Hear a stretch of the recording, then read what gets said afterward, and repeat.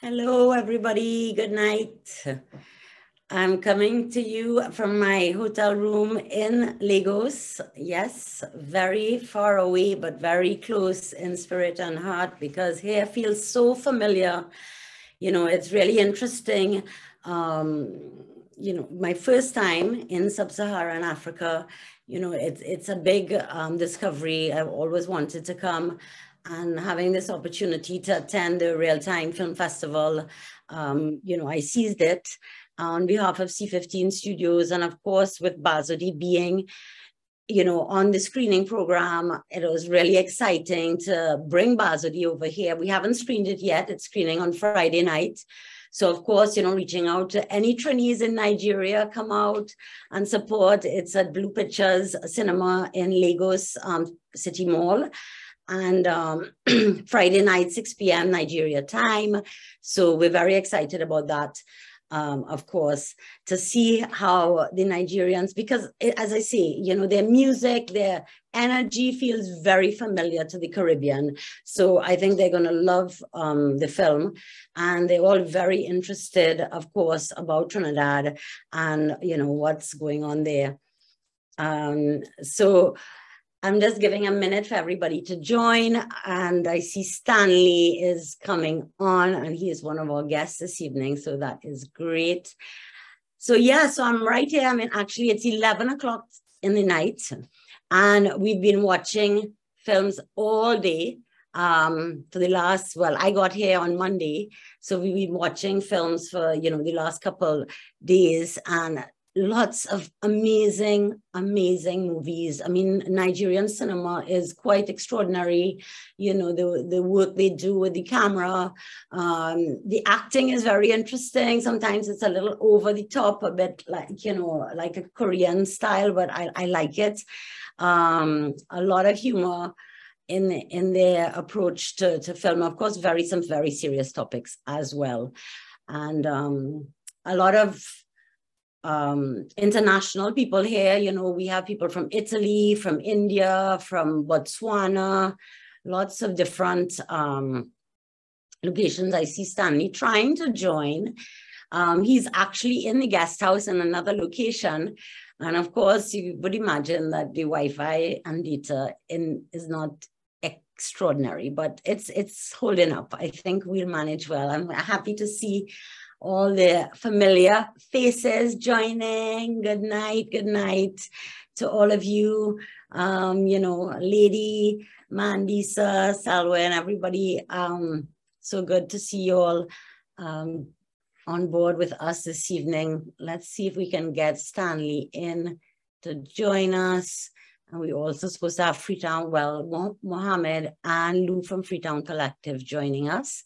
So quite an interesting discussion. We wanted to provoke a little chat around, you know, patriotism, because this month being the 60th anniversary of the independence of Trinidad and Tobago coming up on the 31st of August. And also, interestingly, I found out, because there's a representative from TTT here, the program content director, actually, Diane Robinson. Look, she just entered the waiting room. Look at that. So yes, and she told me that actually TTT is also celebrating 60 years this year on the 30th of August. So, you know, they have a few plans in the run-up to that as well. Yeah, so chatting a little bit about, you know, the homegrown aspect, like how important is it to have that home base, or, you know, or do we just need to reach out right away and go international? So, oh, I see Mohammed there as well. Great, everybody is joining. Where is Sandy? Is still trying to join, I think.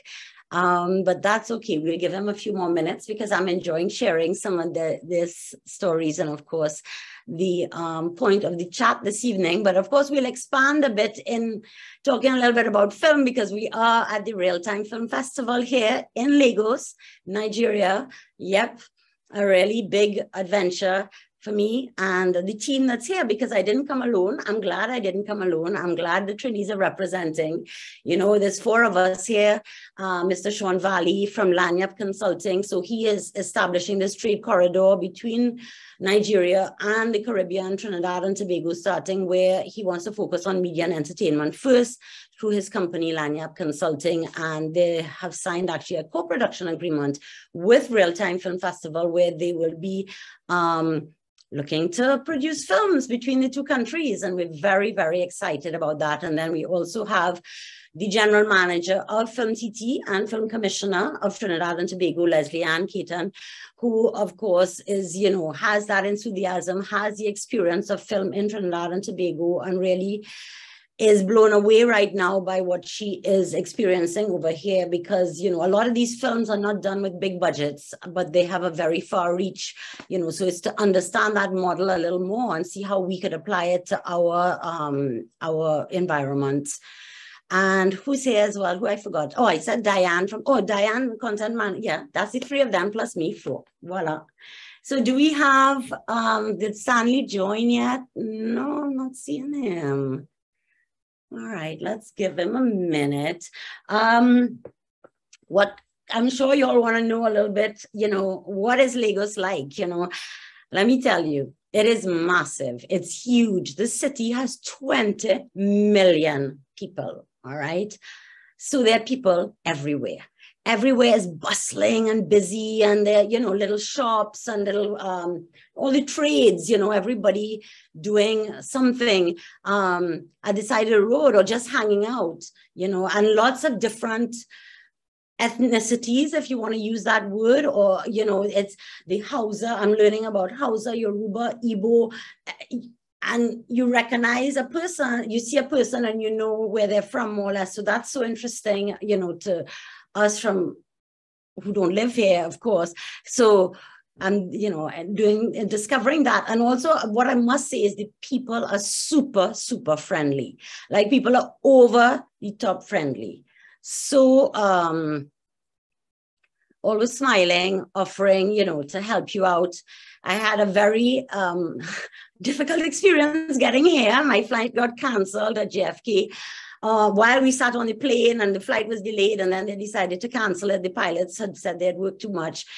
And literally, yeah, it took 2 days to get here, but the people on the flight all bonded together. And I've made friends, I have phone numbers and so on, because, you know, when you're in a trial and tribulation, you tend to make friends with the people around you. So that was a great experience. I see Stanlee is still trying to join, but I think we will just have to start. Mohammed, you all are here. I see you. Maybe Maria, can you bring him on? Will do. Great. And we'll start.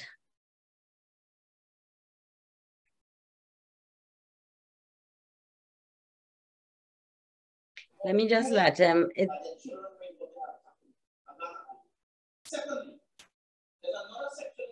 Greetings. Hi, good night, Mohammed. Thank you so much for being part of this conversation this evening. All right, to get to see your face. Excellent. We are trying to get Mr. Francis say he's trying to get in. Let me see internet. I see he's joining, but he's not coming on. So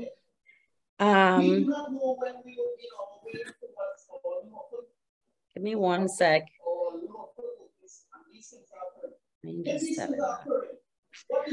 How are you all doing? How are the preparations for the, I see you all have a big event coming up for the celebration of the 60th anniversary. It's going really well. It's going really well. Good. Yes, because well, you know, I'm a fan, and I'm of course a fan of Tricanal. So but I won't be there for it, unfortunately. So I will, you know, I've been feeling the vibes growing for the event, and it's feeling really nice. So wonderful. Is Lou joining us, or is it just you, Mohammed?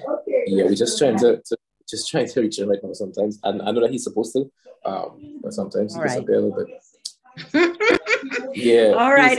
Well, No problem. We go in with the flow this evening because over here, that's how it is. You know, once I'm in my producer mode, I check any time. Why we not leaving yet? Da, da, da. But I am learning to rock back a little bit. And this is Lorraine, you're not in charge of this event, so let it go. So I figured that after tonight, after I've done the show, I'm really going to take in the next 2-3 days, Hello, you know, Lorraine. myself to... Hi. Hi, Stanlee. You're here. Can you put on your camera? Yep. Can you hear me? It's breaking up. Yeah, I'm here. Yeah, it's breaking up. Can you put on the camera? If he breaking up without our camera. Well, that's what I'm thinking. He might have to stay. And that's why I didn't, because they was telling me, set up outside. I'm like, because I ain't go work. So I am very glad I stayed and you all got a little glimpse of my room. It's very simple, but very comfortable and cozy. Well, let's get started. Let's dive in, you know, because actually it's 11:11, you know, so let's right time. Mohammed, let me introduce you for those who may not know. Mohammed Muwakil is the co-founder and lead vocalist of the Trinidad and Tobago-based musical band Freetown Collective. He is a writer, artist, musician, and social justice activist. Mohammed unearthed his passion for the arts while majoring in theatre arts and English literature at UWI St. Augustine and after transferring from the Faculty of Engineering. So this led him to start UWI Speak, an open mic event and space dedicated to self-expression and creativity. Mohammed has become a vocal advocate against violent extremism, gender-based violence, and racial discrimination and prejudice. His expanding body of artistic work is matched by his activism on these issues, which he views as critical to shaping the development of the Caribbean so that future generations can grow up in a safer and more prosperous region. And that is so important because, you know, the future generations, that's the word that stands out in that for me there, that you are creating a legacy. And, you know, we really thank you for the great work that you and Freetown are doing. And, you know, I have been, I've been a follower for a long time. You know, I know you from days when you were doing just the poetry and spoken word and so on. So I've really seen the evolution. And when our PR specialist brought up this topic that I thought was so interesting, I thought of you all right away because I really feel that you all are homegrown before anything else. Like you took the time to really center yourself here in Trinidad and Tobago before going international. So was that deliberate or did that just how the career took you? I mean, you know, we started with little to no experience. If there's anything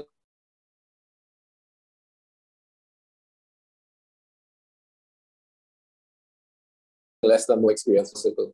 We also felt as though we wanted to understand best how to represent where we were from because we knew that the most important thing we had was us. And we needed to understand who we were in context of where we were born and, you know, the energy of that place before we went out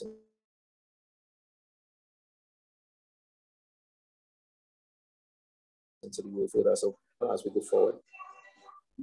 Yeah. It is breaking. Is it breaking up for everybody or is it just me? Possible because it's just me. So, you know, so you as you said, you had no experience and you wanted to ground in the Trinidad and Tobago, but you still really spent, oh, it's breaking up. So she said, all right. Well. Can I take off my video? Because it might be that too. Yeah, it's unfortunate. I prefer you break up and we see you. But okay. Let's try. Take it off. So, you know, would you call yourself a nationalist? Would you call yourself patriotic? I mean, truest sense of the word, probably. Because, yeah, the nationalism and the patriotism that bypasses all party politics, race, creed, even in some terms, tradition. You know, because we are still building ourselves as a nation. Any assumption that we know who we are yet is, you know, premature, I think, in some ways. We're still figuring it out. And I think it's the right of every generation that's coming to figure out and to add to that narrative, you know. So we have to keep the idea of culture open and keep the idea of tradition open if we really want to become the best of ourselves as we go forward. So yes, definitely a nationalist, definitely a patriot, but in the sense of the word, that we remain open to the idea of what those two words can mean, you know? Yeah, and I think, you know, I'm there with you on that. I think that's important to know who you are. You know, I think Lou just came in as well, sorry. Yes, I saw that. That's great. And we will bring him into the conversation. I would want to introduce him though a little bit first, but definitely on par with you there, because we're so young. I mean, 60 years as an independent nation is very young when you think about it. Hi, good evening, Lou. Are you hearing us? Good evening, Lauren. And everyone else, good evening. Thank you, thank you. We, I mean, we don't mind seeing you. Mohammed took off his camera because it was breaking up a little bit, but, you know, would love, if you can show your face. Very good. Let me introduce you a little bit, and then we bring you into the conversation. We just started, really. So it's good timing. So Mr. Lou Lyons, he is the co-founder and lead guitarist of the Trinidad and Tobago-based musical band Freetown Collective, and he is an artist, musician, entrepreneur, and social justice activist. Tobago native, he comes from an educational background of journalism, public relations, and law, but uses his art alongside his bandmate and co-founder of Freetown Collective to spread messages of Caribbean self-determinism, radical truth-telling, and the need for formally established social rituals of initiation for boys to learn and develop healthy conceptions of masculinity.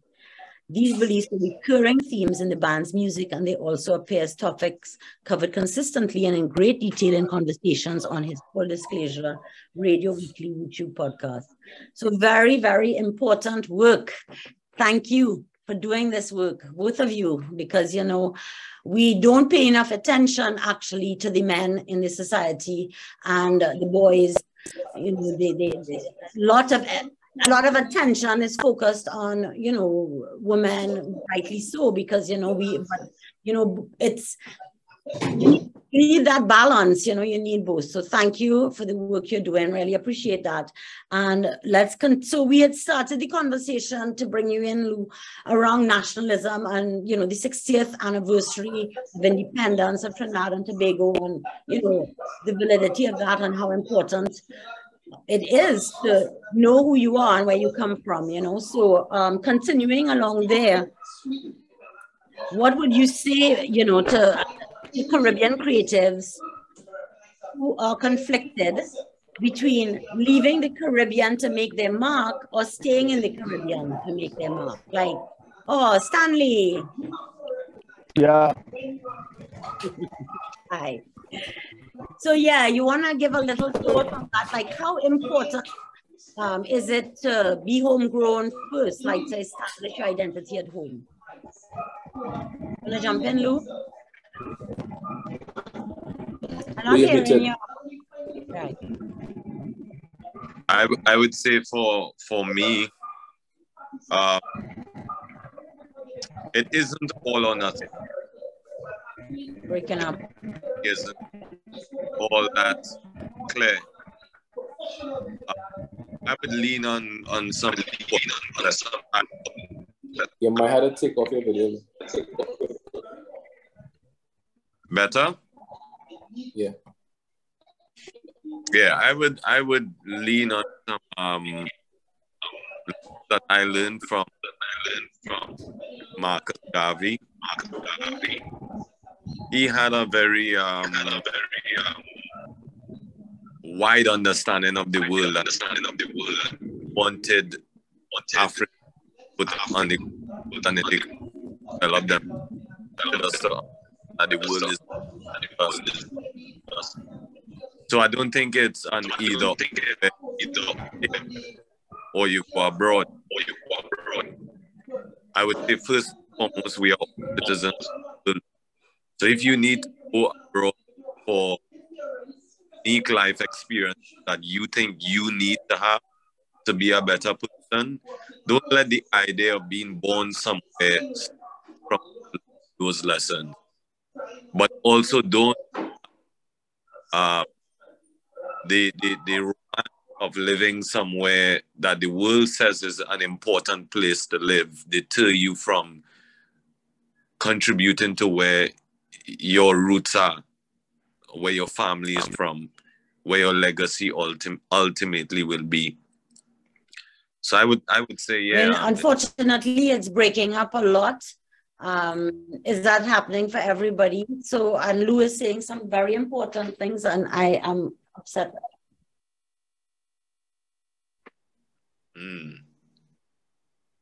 Yeah, Lou, we get a kind of feedback there from you. I'm not sure what caused it. Yeah, unfortunately, you're hearing him. Okay, so great.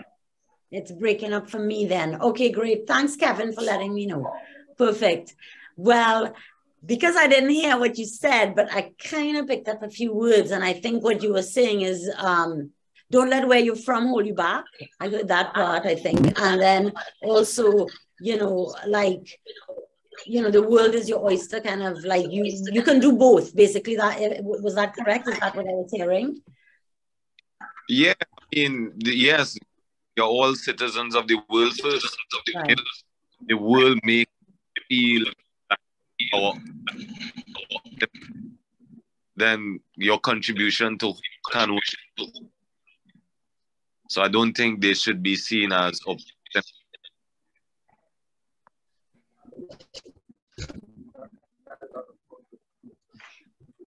Okay, great. So let's bring in Stanlee a little bit into the conversation. He's sitting in this beautiful backdrop here in the garden at the Jerome's guest house where we're staying. And he's been going nonstop. So very long days. He has us living some very long days too, like 12-hour days, like we feel we're on a film set. And everybody is like burnt out and so on, but all good. Stanlee, I'm glad that you were able to join us this evening, that you took the time. I really thank you for that. And of course, the backdrop is very nice. Let's hope that the internet holds up. Let me just tell you all a little bit about Stanlee Ohikhuare. He is an artistic filmmaker from Edo State in Nigeria and a trained fine artist and philosophical surrealist. He practices the Baroque art movement and often experiments with the themes of chiaroscuro and sfumato in his film works. And basically, he is often referred to as an auteur because of his unique approach to filmmaking, which exudes a particular style, signature style, and technicality that is immediately noticeable in all his productions, irrespective of genre. He's also a photography enthusiast and an ardent lover of great photography. He runs his own creative consultancy and production called Mighty Jot Studios, and he's also the brain behind the Realtime International Film Festival, which is fast becoming one of Nigeria's most exciting film festivals. So Stanlee, good night. Thank you for joining us. Thanks. Thanks for having me. Can you tell us a little bit, about your story and how you ended up coming up doing the festival and all that? Yeah. So my name is Stanlee, like you said. Jumped straight into the festival. So we started Realtime International Film Festival in 2016. The reason why we started it was because I attended a lot of festivals, both locally and internationally. And on the home front, I realized that there's a kind of disparity between the filmmakers and other filmmakers. And it's just, I noticed there was just too much of classification. There was just too much of classification between people, and people didn't feel at ease, and people were not really relaxed. And so we just said, okay, you know what? Since when I attend other festivals, I'm the fun guy who makes sure everybody's having fun. I create all the fun in the festivals I attend. and help people to relax and just mingle. And so I think I approached one festival and said, no, let me come on board and do this stuff for you guys. And I didn't get a response. And the very next year I went ahead and everything I was planning to volunteer for the festival I spoke to before. I now put it as part of the ingredients for the Realtime International Film Festival, which right now, even till date, one of the most important things about RTF is that everybody says it's a place where everybody feels equal. It's a place where everybody feels like a family. And we just do our best to make sure that we give value in everything that we do, in all these sessions and events that we curate. There has to be tangible and measurable value that we can look back and say, yes, we did a good job. I was telling someone some days back when he was asking me, okay, why do you do this? It costs a lot to do it. You guys don't have any sponsors. Why don't you have the sponsors? And even though you don't have the sponsors, you're still spending money doing this. And I said, yeah, because in 7 years, we have, like, on a database, we have about 67 to 68 young filmmakers who encountered us since 2016. Many of them were just festival goers who were not yet established. In fact, they were not filmmakers yet. And as of 2022, many of those young guys participating actively in the festival.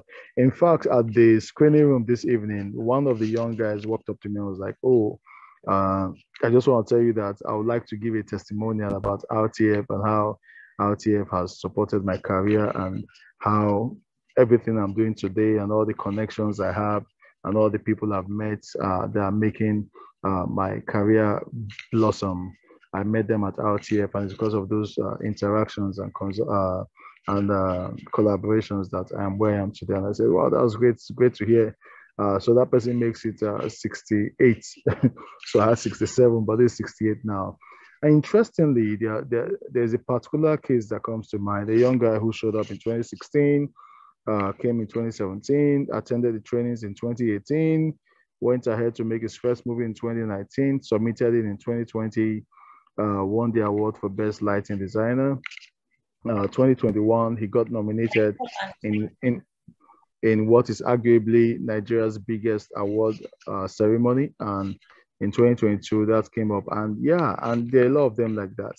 So RTF is a festival, like we say, for filmmakers, by filmmakers, and everybody who works behind the scenes to make the festival possible is a filmmaker. And so we know what filmmakers need. We know what their yearnings are. We know what they want to experience. So because we're also filmmakers, so we do our best to curate a festival that addresses the needs of filmmakers and opens doors and gives the opportunities that they might desire. Yeah.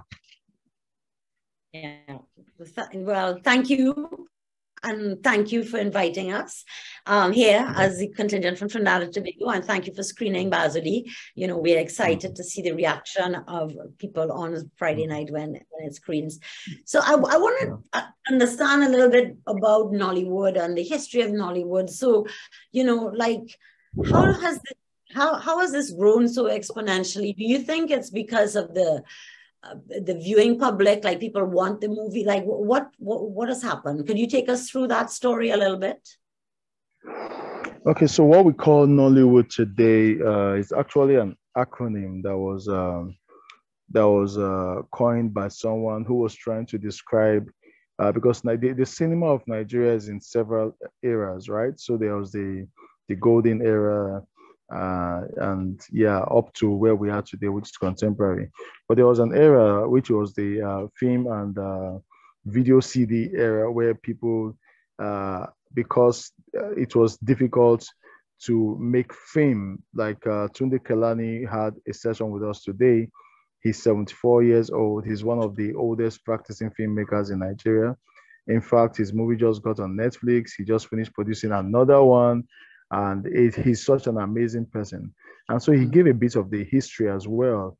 And what happened was that back in the day, people, they went to film school, and because they couldn't afford the 35mm cameras, where they were shooting on 16mm. And then there was this big guy in the industry then called Huberto Gunde, who was shooting 35 mm. And at some point, it became very difficult for people to afford, because then you have to pay for reels, you have to pay for, it's not like now that everything is digital. And so a lot of people who were practicing stopped practicing, because it was just too expensive to do. But sometime in 1992, some guys came up and made a movie like straight to VHS. And that movie just caught fire and it became so popular, a lot of money, and became the turning point of what we call Nollywood today. So the first person who coined the word Nollywood coined it to describe the movies that were made in that era. And so some of us, including myself, I was opposed to people saying my movie was a Nollywood movie for the longest time. But now we're at the point where that is, it has become the generic name for anything Nigeria, as long as filmmaking is concerned.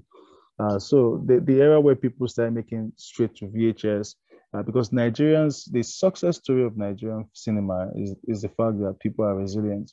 People just want to get things done without waiting for the government. And so when you are in a gathering, especially when I attend festivals and I meet other filmmakers and they finish seeing my movie and they're like, okay, was it funded? Was it sponsored? And I'm like, no, I spent my money. It always sounds strange because it's like there's nowhere else in the world where people just wake up and spend their money to make a movie. But that's the order of the day in Nigeria. So I think we've been resilient.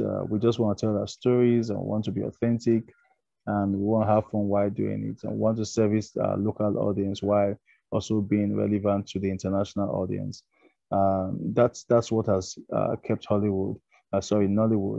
And again, without government funding, without government support, we're just diehard people. Anybody who knows about Nigeria knows that Nigerians don't take no for an answer.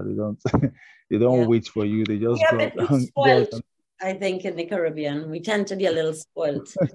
I think what really stood out for me there is the word that you said, resilient, and telling our stories. And I mean, these are things that, we as Caribbean nations, that we have to do more, like tell our stories. And too often, we're turned in too many other directions. And that's why I want to bring back the conversation a little bit to Mohammed and Lou and talk about that a little bit, about, expand again on that theme of how do we grow as in the media, in the arts and entertainment, how do you think, again, I come back to the idea, do you think, build your base, which is what you all did basically at Freetown, and what it seems like Nigeria did with their cinema, and then, export it, and then it goes international. You all want to comment a bit on that, Mohammed or Lou? Yeah, I'd like to pass this over to Lou. In terms of the data and stuff, you might be a little more okra, but I just want to say before he gets it, is that we had to focus on our base at first. And I think with anything that's coming into the world and is sort of new, you kind of have to focus on that base of people who are interested in what you're doing, and not focus so much on the general public who might have absolutely no idea who you are or what you're trying to achieve, And when you create that base, you forever have a place to reside, regardless of what happens in the world. You create a really strong base and you have a place to reside, Lou? Yeah. Lou, you want to share any thoughts on that? Yeah, I would say what makes a story a compelling story is a story that resonates, is a story that people can see themselves in. And yes, we like to celebrate our own individual uniqueness. We like to celebrate individuality. But also, if you really dig deep into who you are, you will discover that there is somebody like you somewhere. And if you really tell your story honestly, clearly, unashamedly, that story will resonate with people who are similar to you wherever you are. And we had to understand that we have stories worth telling, regardless of if those stories were told before or if they were told with confidence. We have those stories, and those stories are available to us. And if we do right by those stories will resonate with the people who would believe those stories wherever they are, whether they are in the Caribbean, whether they are in the African continent, in the Pacific, South America, wherever. Because we are all human beings after all, and we are trying to tell stories about this human journey. Great point. And actually a filmmaker, a very successful producer whose film is premiering at TIFF in a couple of weeks, said today at one of the panels, and I think it's such a great point, that there's so many, your content has to be global or universal, and the themes can be global themes are love, lust, jealousy. So those are themes that anybody can understand from any part in the world. So it kind of comes back as to what you're saying, like this is humankind, this is the being, the life. So, and it's just telling the stories of life, and as you said, and being authentic, and Stanlee used that word too, and being that authenticity comes out a lot, I find, in the Nigerian films that I've been seeing. So, I want to share a little exciting news as well. So I mentioned it earlier. So there is a co-production agreement between Realtime Film Festival and Lanyap Consulting in Trinidad and Tobago, where they're looking to actually develop, films between the two nations, and of course extend it to the Caribbean and other African nations as well. The trade corridor isn't just going to be Nigeria, Trinidad. But it's very exciting to think that, Trini actors would be coming over here to, film, or vice versa. So we're really looking forward to that. And Stanlee, would you like to share some kind of insight into that? Yeah, so what we're doing is like last year when we had our festival, there's a session we have which is called Intersections. What the Intersections session is all about is about bringing people from different countries, ambassadors, cultural attaches, creatives from different countries into the same room where we can have an honest conversation about what each of us desires and how we can make that happen. So it's always interesting when we gather that everybody actually wants to have something to do with Nollywood, because yes, of course, we know how big Nollywood is, the contribution to Nigeria's GDP, even though the government of Nigeria has not really invested or taken the industry seriously in terms of incentives and all that. Again, it's a testament to how dogged the people are, and they just make it happen. However, everybody wants to see that success model replicated where they come from. So last year when we had the Intersections, the ambassador of Trinidad and Tobago was there, and he was very clear on what he wanted. He said he wanted us to bring what we have done to make Nollywood succeed to Trinidad, so that the film industry in Trinidad can also succeed and become big.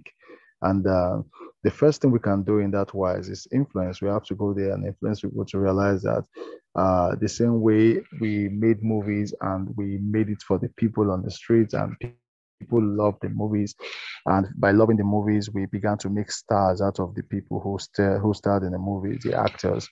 And then if I was to break down the success story of Nollywood, it will be, we went ahead to tell authentic stories in the way that we love to tell them, that were relatable and relatable to those who are watching it. And after that, through those stories, we made stars out of the actors who starred in the movies. And every industry, there isn't a movie industry without stars. If you do not have movie stars, you don't have a movie industry. So every country that wants to actually explode in terms of entertainment has to consciously make stars out of actors in their space, because those stars are the celebrities that drive the industry. Directors like us, I don't even do red carpets. I only stepped on the red carpet on our opening ceremony because I was there coincidentally. I usually don't even step on the red carpet because it's not my thing.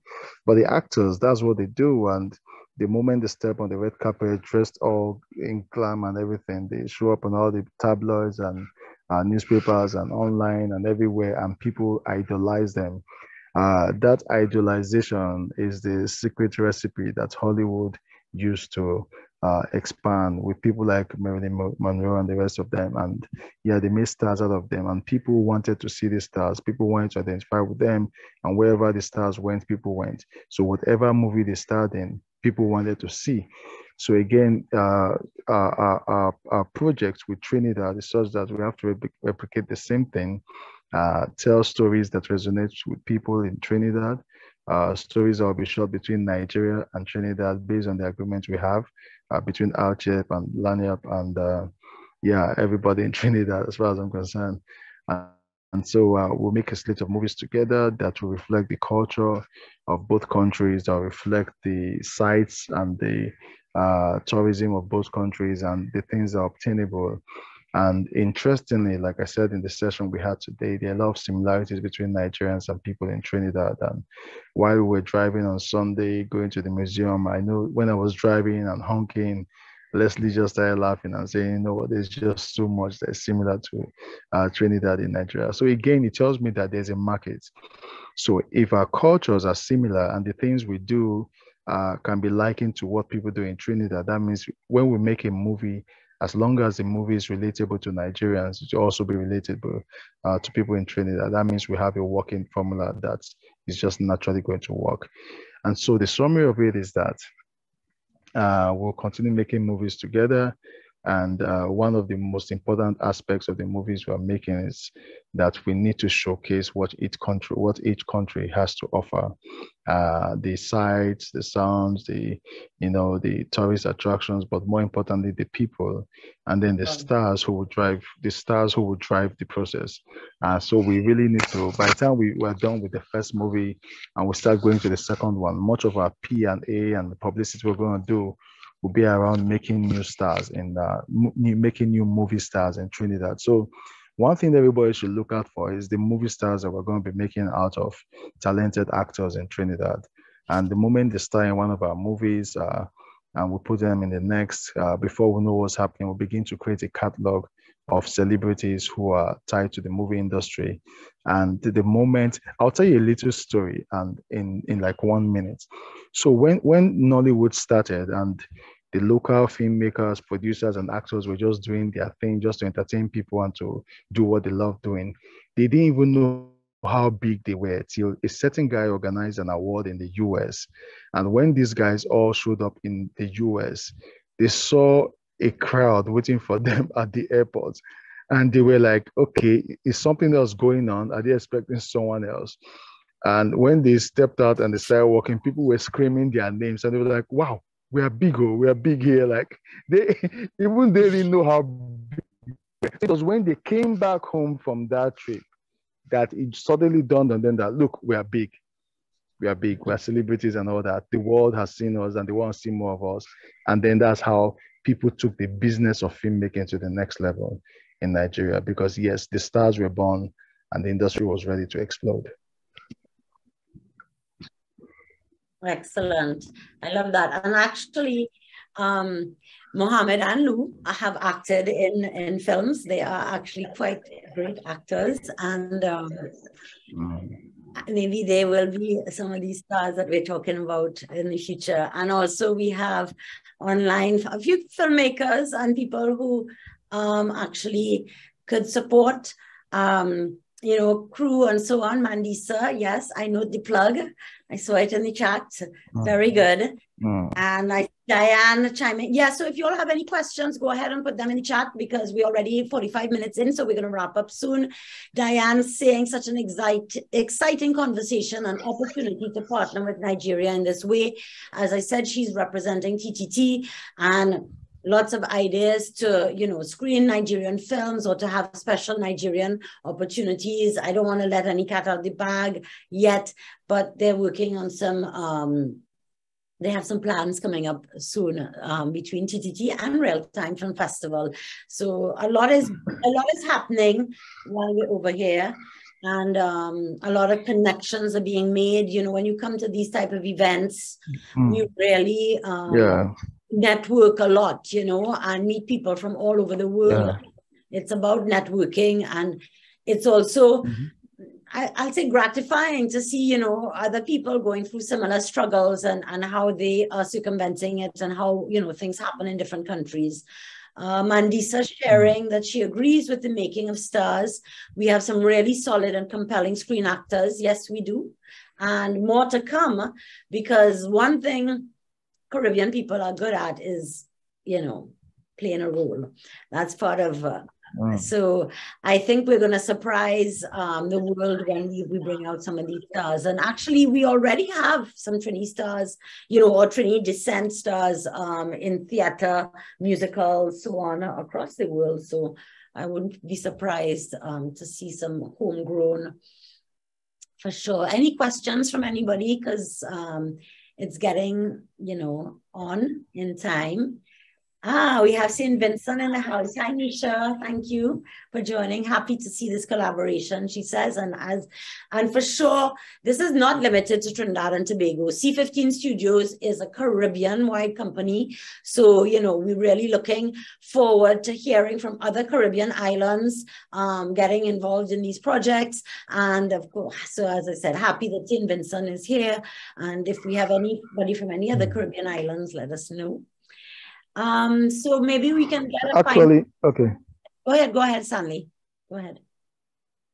So actually, we just about the same time when we started talking to the guys in Trinidad, we enacted talks with the guys in the Bahamas as well. So right now there's something that's brewing that will naturally end up the same way this co-production agreement with Trinidad has. And so we're working on it. In fact, I don't know where this is going to or how public this meeting is going to be, but in fact, we are actually working on taking our festival to the Bahamas next year. So we've not made any announcements yet, but yeah, those talks are in place, and it's something we're really looking at and we're hoping to achieve.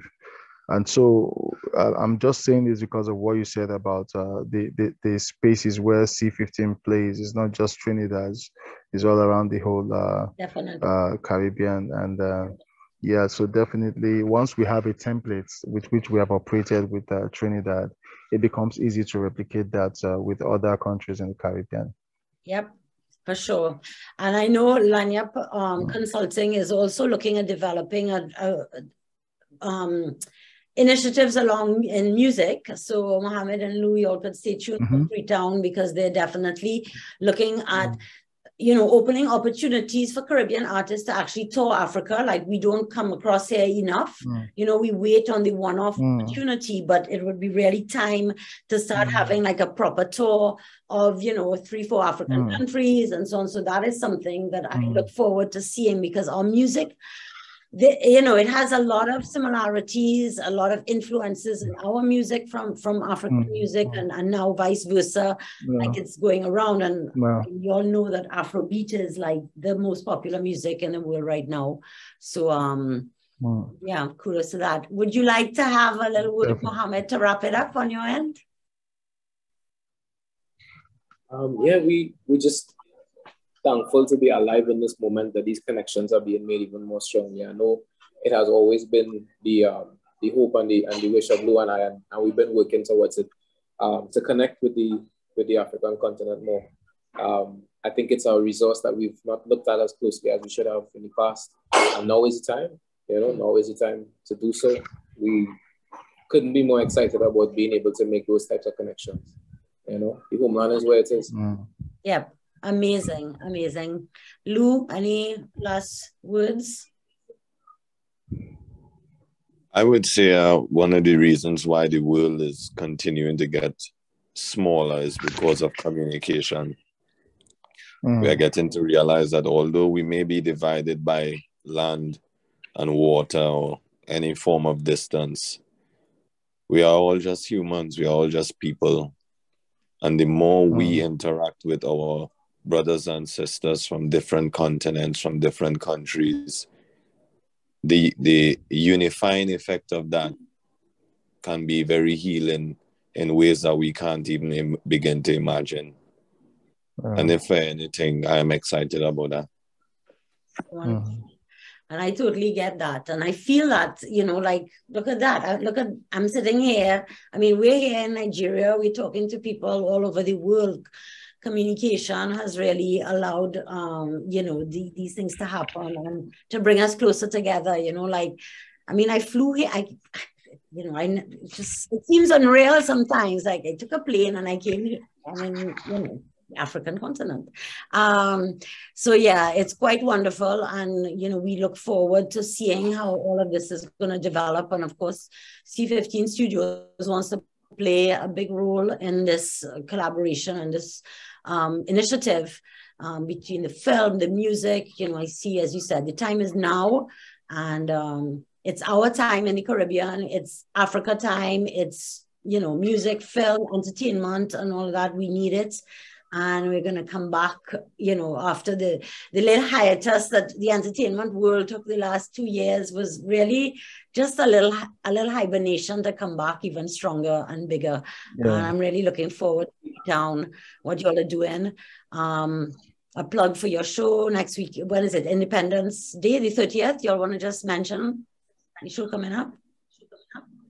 September 2nd at Soundforge. Yeah. Right, September 2nd, Soundforge. Excellent, excellent. And Stanlee, thank you so much for joining us, for taking the time tonight, because I know you're exhausted and tomorrow is another long day. And, you know, I look forward to the next few days in your company and you showing us more of Lagos. I know we a little independent spirit. They keep having to rein the Trinis in because, you know, we want to roam and they don't want to let us roam at all. That is, no. You'll have to stay in groups. So we're trying to behave. Okay, Stanlee, I promise. We'll let you roam, no problem. Good night, everybody. Thank you so much for joining in and Thanks, and sharing your thoughts with us, Mohammed, Lou, Stanlee, and then all our, you know, viewers and people on Facebook who may have tuned in live. Thank you. Good night, everybody. It's almost midnight here. Good night. Bless you. Later. Take care. Thanks. Thanks for the time. Yeah. Good night from Lagos.